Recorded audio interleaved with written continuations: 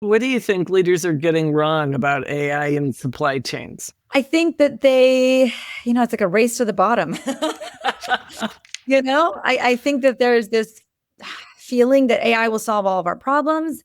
We're going to, we have this much margin, potential margin increase that if we use AI, we're going to cut these costs. I think it's like this sort of false hope that AI is going to reduce costs in the supply chain. And there's sort of this, I think, rush to implement technological solutions for problems and challenges that will just take the human interaction. I think, again, humans plus AI, I see that. I can see the benefit. I'm pro that.